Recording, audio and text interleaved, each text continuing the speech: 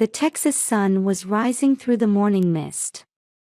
The white mansion standing on the vast grounds of the Preston Hollow district gleamed with dignity in the morning sun. The green trees swayed in the wind, and fresh air drifted through the gardens. In this corner of the upscale residential area, I now face the biggest choice of my life. The bedside alarm clock shows 6 o'clock. Looking at my sleeping husband John's face, I quietly got up. My reflection in the mirror shows long blonde hair, a slim figure, and green eyes that are beginning to show signs of fatigue. I'm Rachel Smith, 28 years old. I graduated top of my class from the Illinois Institute of Technology School of Architecture and was thriving as a designer at a major architectural firm. Yes, that was in the past. Drawing blueprints was my calling. Putting my soul into every line and angle, shaping people's lives. That passion hasn't died even now. It's just that now, I'm drawing a different kind of blueprint, an invisible one for our family's future. Mama. My child's voice from the next room brings my thoughts back to reality. My treasure with angel-like golden curls and sparkling blue eyes. My 14-month-old daughter Alice strangely lights up with joy whenever she sees construction sites. The sight of her tiny hands clapping with delight every time the crane moves warms my heart. Perhaps she inherited my passion for architecture. Good morning, princess. I kiss Alice's soft cheek as I hold her, our morning ritual. The scent of baby powder and the warmth of her infant breath signal the start of my day. Heading to the living room, John was already putting on his suit jacket. At 6 feet tall with a sturdy build, he's 32 years old. His eyes behind his intellectual-looking glasses always gaze at us kindly. As vice president of Smith Construction and next in line for presidency, he's a capable executive whom everyone acknowledges at work. He has deep trust from business partners and high regard from employees. However, at home, especially in front of his mother, he becomes almost like a different person, indecisive. I need to leave by 7 again. Have a meeting with mother. John heads to the entrance hurriedly as he says this. Watching his back, I recalled our meeting 2 years ago. A meeting at a construction site. It was when Smith Construction took on the construction of the high-rise building I had designed. As we shared our passion for architecture, we naturally became attracted to each other. My heart gradually opened to his sincere personality and earnest attitude toward architecture. 6 months of dating, an unexpected pregnancy, and then marriage. I remember Mother Helen's opposition. A 58-year-old female executive with silver short hair, always dressed in Chanel or Hermès brand suits. Having protected the company in a male-dominated society for 20 years after her husband's death, she possessed both strength and stubbornness, and from the beginning, she wasn't pleased with me. An architect is not suitable for this family line. A Smith family wife should protect the household. Those harsh words still ring in my ears. Known as one of Texas's leading female executives, my mother-in-law was strangely conservative and sometimes showed attitudes that could be taken as misogynistic. Despite being a woman herself, she strongly believed in traditional values. Living with my mother-in-law began right after marriage.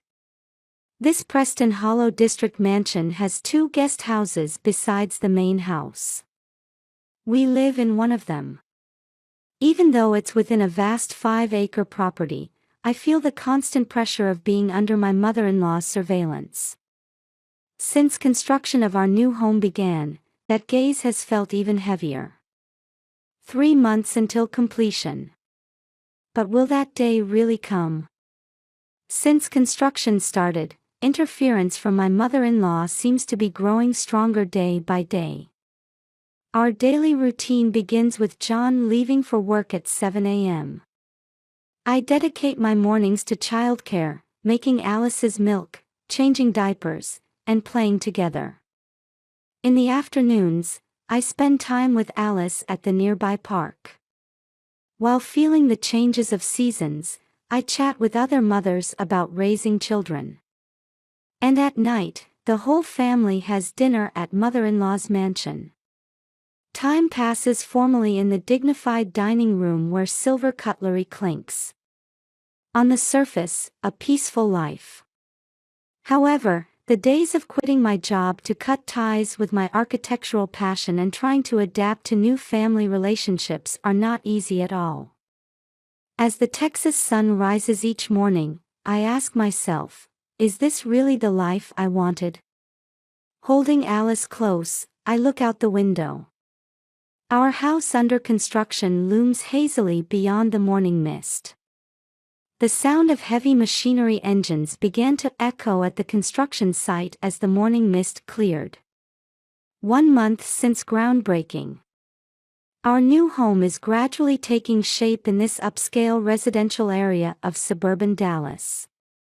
The 4,000 square foot, 2-story mansion is a design I personally supervised. It's my masterpiece, incorporating all the knowledge I learned at Illinois Institute of Technology and my experience at the design firm. Watching the daily progress had become my greatest joy. However, that joy didn't last long. This design doesn't have enough natural light. Is such a large window on the south side really necessary? Helen's cold voice echoes across the morning construction site. The perfectly calculated placement of south-facing windows. A design meant to capture natural light throughout the day, from sunrise to sunset. It should have been ideal from an energy efficiency standpoint. And yet, amateur thinking. Only concerned with appearances, not practicality. Those words pierce my heart. I am an architecture professional. This design was calculated countless times and verified through simulation software. So why? My arms tighten around Alice. Oh, you brought her again. Construction sites are dangerous. And without a helmet too. Deep wrinkles form between Helen's brows. Her figure in the luxury brand suit is intimidating as always. In my arms, Alice gazes at the construction site, her eyes sparkling. The workers give gentle smiles as she claps her tiny hands in delight whenever the crane moves. The veteran craftsman seemed soothed by Alice's innocent smile. Helen cast a cold gaze even at this peaceful scene. Her eyes behind the brand name sunglasses were as cold as ice. A girl can't become an heir, so why do you keep bringing her to construction sites? Shouldn't you be teaching her housework and sewing instead? With those words, the air at the site froze. The workers' movements stopped for a moment. Only the concrete mixer's engine sound eerily echoed. My heart felt like it skipped a beat. That was just the beginning of the friction. Day by day, Helen's attitude became more blatant. My proposals at the construction site were rejected one after another. As if denying my very existence. This wall color is too dark. It should be lighter. The kitchen layout is impractical. The flow line hasn't been thought through. This is the level of design you get from a housewife raising children. We should have hired a professional designer. Humiliation in front of the site workers became routine. The craftsmen would avert their eyes with apologetic expressions. Women shouldn't come to construction sites. Especially bringing a baby, it shows a lack of common sense. You're just getting in the way of work. When Alice started crying at the sudden sound of heavy machinery, Helen's irritation peaked. "Be quiet. Make her stop. It's disrupting the construction progress." At that shout, Alice's crying grew louder. A vicious cycle. The surrounding workers, unsure how to respond, could only stand there. Even when consulting with John, I didn't get the response I hoped for. Rather, the situation worsened. Mother has a point. Construction sites are dangerous, and maybe we should reconsider bringing Alice there. My husband said with a tired expression when he returned from work. Loosening his tie, as if it were someone else's problem. The construction industry has long-standing traditions. Mother has fought to protect the company following those traditions. We can't ignore her experience. But John. I'm an architecture expert too. I have confidence in this design. Rachel, you might not understand, but experience in this industry is important. My husband didn't try to take my plea seriously. Rather, he even showed an attitude defending his mother's position. Where had the husband gone who once shared my passion for architecture?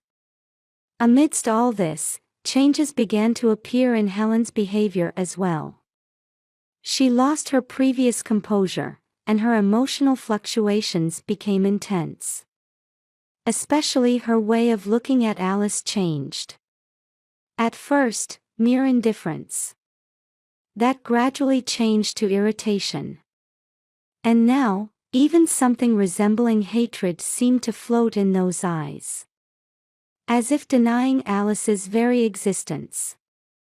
Helen's attitude at the construction site had clearly transformed as well. Her attention to detail turned into obsession, and perfectionism became almost manic compulsion. This house must be a fortress to protect the Smith family tradition. For that, it must be perfect. Not a single mistake, not a single compromise can be allowed. Helen watched over the construction progress with an almost obsessive enthusiasm. She began demanding abnormal strictness in the workers' work as well. She would show intense anger at even slight imperfections in construction. That figure showed no trace of the former calm executive. One evening, Helen's profile as she gazed at the construction site seemed eerily distorted in the sunset light. That figure looked like something possessed by this house. I shuddered at the ominous feeling. Was this house really being built for our happy future? Or for someone's distorted ambitions? Holding Alice tightly, I was lost in thought. As an architect, as a wife, and as a mother, what should I protect? The Texas sunset cast long shadows over the construction site, as if prophesying an ominous future. The shadows of the heavy machinery stretched abnormally long, looking like giant monsters. June 15, 2024, 10 a.m. The Texas blue sky looked down on the construction site. A gentle breeze blew, quietly fluttering the dust sheets hanging on the construction fence. It should have been a morning like any other. The workers had started their work with usual vigor. The concrete mixer roared, the crane transported materials, and the sound of metal being hammered rang out regularly. The foundation work for the new construction was almost complete, and they were about to start on the framework. However, something was different. Mother Helen had arrived at the site earlier than usual. She who usually wore suits was dressed in work clothes today. Her expression showed an unusual excitement I had never seen before. "Good morning, Mother." I greeted her, but there was no response. As if she couldn't see my existence, Helen kept staring at the construction site. Her eyes were somewhat vacant, yet simultaneously filled with obsession. With Alice in the stroller, I began inspecting the site. Checking yesterday's construction progress, taking notes on several points of concern. My architect's intuition told me design changes were necessary. Mother, I have a suggestion about this part of the design. The moment I spoke while spreading out the blueprints, everything changed. I've had enough. Helen's scream echoed across the entire site. The workers' hands stopped. I'm sick of your amateur suggestions. Are you trying to ruin this house? That voice no longer had any trace of reason. And then, Helen took action that no one could have predicted. Acting high and mighty without any construction site experience. Helen suddenly ran toward the crane's operator's seat. She climbed into the cockpit and started the engine. I had heard she had a crane operator's license, but never imagined she would operate one herself. What this family needs is a male heir. The crane's arms slowly extended toward Alice's stroller. A girl is useless. A disgrace to this family. Stop. My scream echoed. But the crane's hook was steadily approaching the stroller. Alice, perhaps not comprehending the situation, watched the crane's movement with interest. The workers became chaotic. Several tried to intervene, but couldn't approach within the crane's range of motion. Nobody come closer. At Helen's scream, the site froze. That's when John rushed to the site. Probably in response to an emergency call from the company. Mother, stop. However, Helen seemed not to hear even her son's voice. The crane's hook finally caught the stroller. I ran up the scaffolding, desperately reaching for the stroller. Rachel, don't defy Mother. My husband's cold voice from behind froze my heart. But my feet didn't stop. Maternal instinct was driving me. The stroller gradually began to float in the air. Alice's smile slowly changed to one of anxiety. Passers-by began pointing their smartphones. Someone must have called the police, as sirens began wailing in the distance.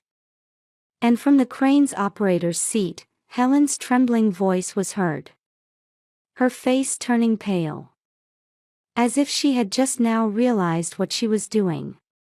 Police sirens approached, and the roar of news helicopters began thundering overhead. Onlookers gathered around the site, smartphone flashes lighting up. The spread on social media must have already begun. Police vehicles arrived one after another, and the site was quickly cordoned off. An ambulance also took standby position, its red lights ominously flashing in the morning sunlight. Everyone, please step away from the site. A police officer's voice rang out. Someone who appeared to be a negotiator was trying to carefully approach the crane. While the crowd was being organized by police, their numbers kept growing. A ring of people with smartphones watched the situation. Like a circus spectacle. My arms still couldn't reach Alice. The suspended stroller swayed slowly under the Texas blue sky. At this moment, no one knew that this would become the decisive moment when the Smith family's distorted tradition collided with new era values. Hours after the incident, I was staring at my smartphone screen with trembling hands in the hospital waiting room. In the white hallway where the smell of disinfectant lingered, only the sound of monitor beeping echoed. The hashtag construction site incident was trending, videos spread instantly, and social media was engulfed in flames of controversy. Local Dallas news organized special programs, with shocking headlines like, "Construction Company President Suspends Grandchild from Crane Dancing Across Screens." National networks began broadcasting breaking news one after another. Abnormal situation at prestigious Texas construction company, clash between tradition and innovation. Tragedy born from generational gap, the media reported the incident from various angles. By night, news of Smith Construction's stock price crash came in. More than 30% drop from the previous day's closing price. Is there a future for Smith Construction? Female executives rampage, dark side of traditional company, old-fashioned nature of construction industry. The media was spreading arbitrary speculation. Even a #BoycottSmithConstruction movement had begun on social media. Busy footsteps crossed the hospital hallway. "Ma'am, your daughter is safe. The examination shows no abnormalities." Looking up at the nurse's voice, Alice reached out to me with a healthy smile. My arms tightened around her small body in the white baby gown. In the treatment room next door, Helen, who had been given tranquilizers, stared vacantly at the ceiling. Her luxury brand suit was wrinkled, an appearance unimaginable from her usual dignified self. The next day, the company was in turmoil. The press crowded the glass entrance, camera flashes constantly flickering. Inquiries from business partners overloaded the phone lines, with the receptionist repeatedly apologizing with a red face. Employees gathered in small groups everywhere, discussing the future with worried expressions. Will we go bankrupt at this rate? Should I consider changing jobs? Criticism from the construction industry also followed one after another, with voices of condemnation rising about loss of credibility for a traditional company and damage to the industry's overall image. Notices of business suspension began arriving simultaneously from other companies in the industry. That night, Helen spoke at the hospital. Outside the window, the twilight sky was stained red. It began 20 years ago, that day. Though her voice was faint, strong will could be felt. To the rhythm of dripping fluid, she began to speak. The days of fighting as a female executive in a male-dominated society after her husband's sudden death. The cold gazes at board meetings, blatant contempt at construction sites, backbiting at industry parties. All the hardships were vividly recounted as if they had happened yesterday. At the first board meeting, one director said, "A woman can't do it. But this company was my husband's, and the Smith family's pride. I had no choice but to protect it. Even if it meant killing my own heart." Those words squeezed my chest. The battle against discrimination had warped her heart. Her inferiority complex about being a woman paradoxically manifested as misogyny, and her obsession with company survival became pathological perfectionism. Perhaps she too was a victim of the times. "Yes, even though I'm a woman, I discriminated against women. It's ironic. But I believed that was the way to survive. Every time I saw Alice, I saw my past self. I didn't want her to repeat that suffering." The evening sun streamed into the hospital room, gently illuminating Helen's tired profile. "Mother fought for us." John began speaking quietly. Loosening his suit tie, he sat deep in his chair. As a son who had witnessed his mother's struggles up close after his father's death, he understood those feelings painfully well. Anxiety about the company's survival, obligation to his mother, love for his wife. Caught between these, he regretted that he could only take an indecisive stance. "Since childhood, I grew up watching Mother's back. Working late into the night, buried in paperwork even on holidays, yet continuing to protect the company. I was proud of such a mother. But I didn't notice that she was suffering. I was just a coward. I placed my hand on John's shoulder as he shed tears. That's not true. It's not too late. We can create a new path. Holding Alice, I had made my determination. To reclaim myself as an architect. To fight against unreasonable discrimination. And above all, to reconstruct this family in a new way. Perhaps I'm fighting the same battle as you, Mother. But I want to fight differently. Not by bearing it alone, but by supporting each other. The sunset streaming through the hospital window shone as if announcing the dawn of a new era. Alice's golden hair glowed, dyed by the setting sun. A week later, Helen faced a press conference. The conference room set up at a luxury hotel downtown was packed with reporters from across the country.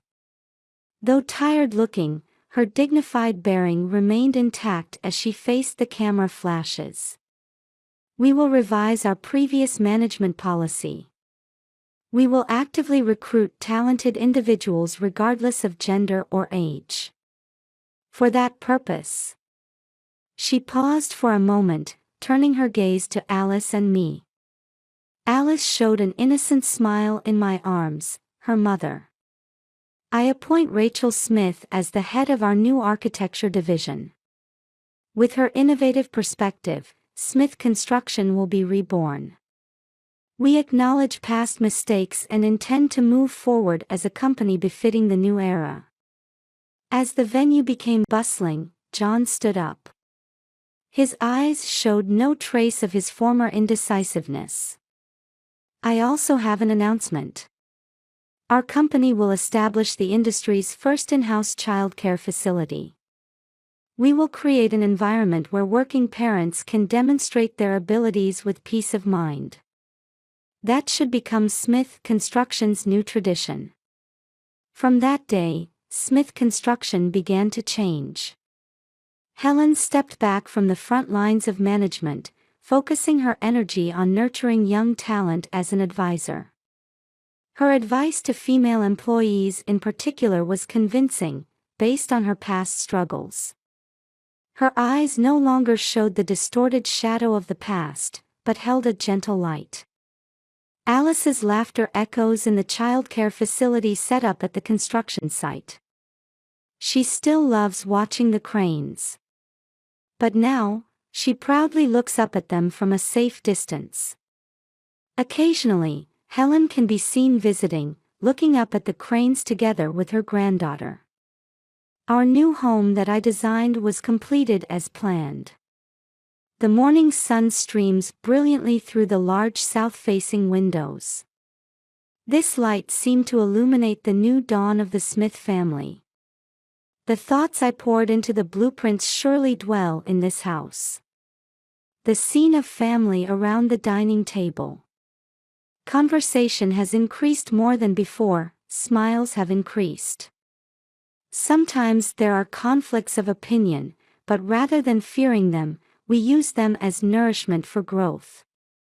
On holidays, 3 generations increasingly enjoy barbecues in the garden. As an architect, as a wife, as a mother. I still have many challenges in my various roles. But I no longer have doubts. In this house, with this family, we'll build new traditions. That was the truth that incident taught us. And that was the answer we chose. Under the vast Texas sky, our story was entering a new chapter. Director Rachel, I've reviewed the new project proposal. A young employee from the architecture department rushed excitedly to my desk. She's one of the female architects hired as a new graduate. After the incident, Smith Construction took bold steps in hiring women. It's amazing how you've incorporated environmental considerations while maintaining traditional elements. I smile as I review the documents. As head of the architecture department, I continue new challenges daily. While utilizing my experience from my former design firm, I also cherish Smith Construction's traditions. The days of seeking that harmony have been more rewarding than I imagined. In one corner of the office is the corporate childcare facility, Smith Kids. Alice was playing energetically there today too. She's now 20 months old and growing steadily. Her character of loving to watch construction sites hasn't changed, but now she looks up at the cranes with other children from a safe observation deck. When I ask, "Do you want to be an architect in the future?" her energetic nod of yes warms my heart. Helen still appears at the company, but her expression is peaceful.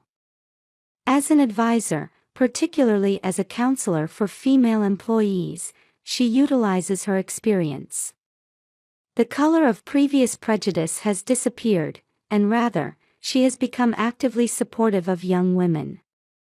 I want to make my struggles nourishment for them.